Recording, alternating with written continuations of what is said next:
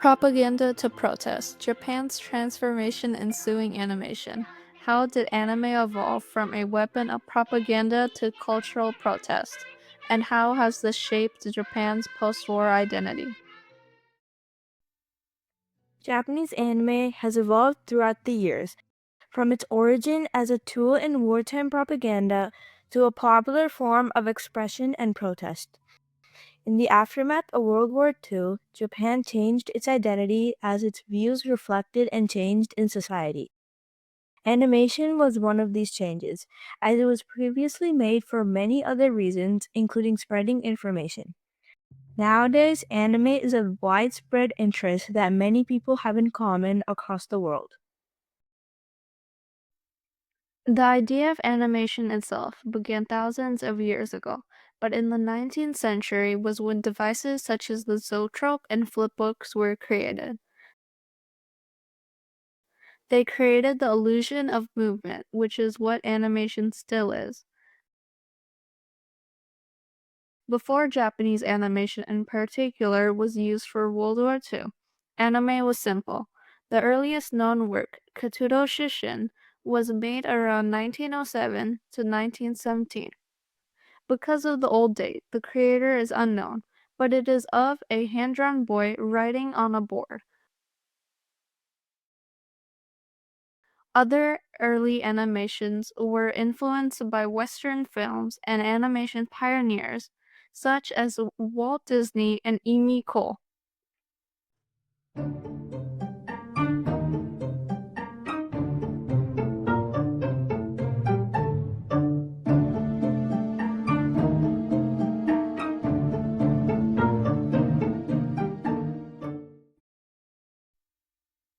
In the late 1930s, when animation began to gain popularity in Japan, the government took notice and started funding animation companies to create propaganda shorts. In the beginning, they prompted loyalty to Japan, but also moved to making fun of other countries, like in the 1936 short film Toy Box Series 3. This showed an army of Mickey Mouse-like invaders attacking an island of happy creatures, portraying Americans as evil.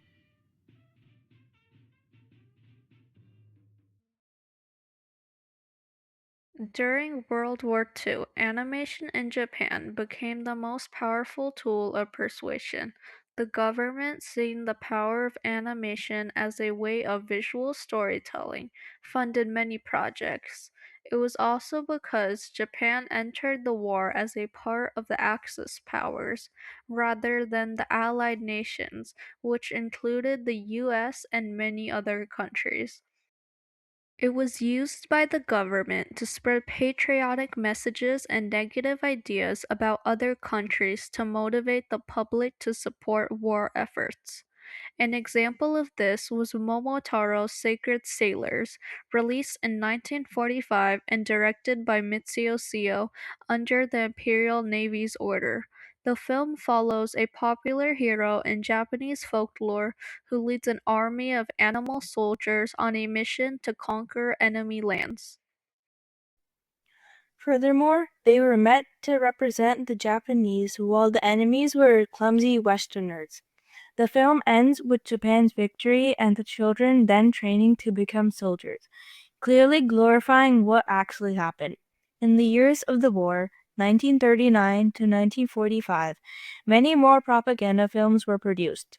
Although they seem to have a very simple and childlike message, they were used to influence ideas of nationalism onto people. The animations were teaching kids a different way of thinking and believing in false ideas of their country.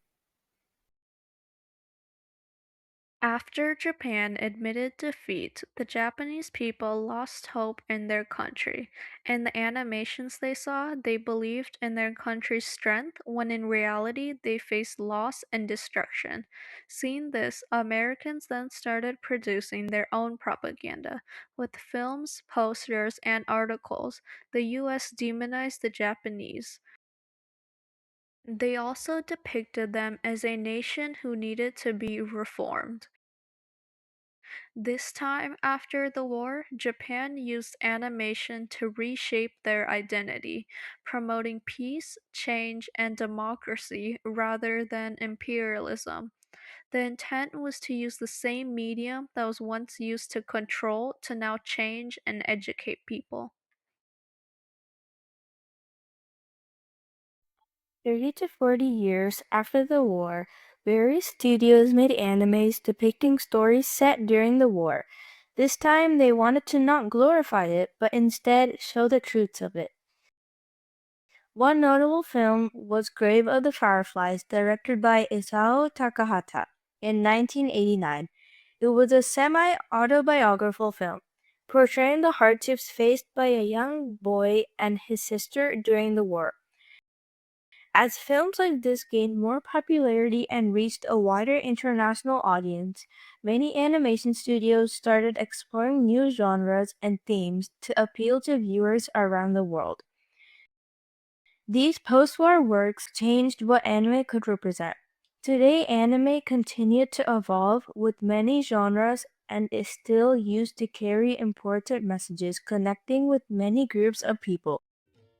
In recent years, studies show that 36% or 120 million Americans watch anime every week.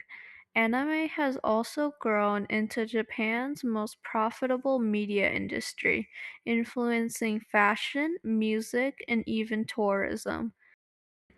Every year at Anime Expo, over 100,000 people take part, and for the past 3 years, more than 400,000 people attended.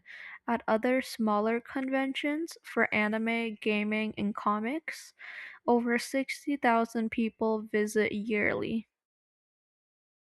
From it originally being a reflection of Japanese society to now being a global icon, the evolution of anime has not only changed the world's perception of them, but also redefined the image they have of themselves after the war.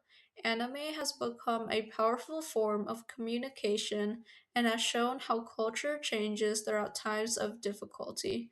This revolution shows how powerful media can be not only with the purposes of entertainment, but also influencing and connecting with people.